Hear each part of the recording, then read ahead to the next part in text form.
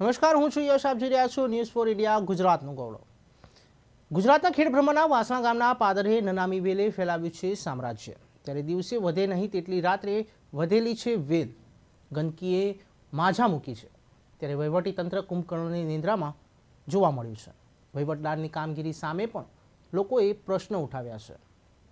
ખેડબ્રહ્મા તાલુકાના વાસણા ગામે છેલ્લા કેટલાય સમયથી નામ વગરની કહેવાતી નનામી વેલે ગામના પાદરે પોતાનું સામ્રાજ્ય જમાવ્યું.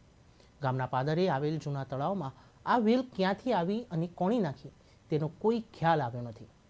પરંતુ આ વેલનો વિકાસ ઝડપી થાય છે. કહેવાય છે કે આ વેલ દિવસે વધે નહીં તેટલી રાત્રે વધે છે અને જેના કારણે સમગ્ર તળાવ આ વેલથી ભરાઈ ગયું છે.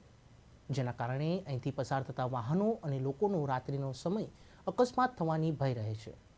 કહેવાય છે કે આ વેલનું જો કોઈ પશુ સેવન કરે તો તેનું મરણ થઈ શકે છે. ગામના પાદરે ગંદકીએ પણ પોતાનું સામ્રાજ્ય જમાવ્યું છે. આ બાબતે ગામ લોકો દ્વારા અને લગત તંત્રને જાણ કરવા છતાં કોઈ જ કાર્યવાહી કરવામાં આવતી નથી. ગામ લોકોની માંગ છે કે ગામમાં રોગચાળો ફાટી નીકળે તે પહેલાં દવાનો છંટકાવ કરવામાં આવે. કહેવાતી આ વેલનો સત્વરે નિકાલ કરવામાં આવે.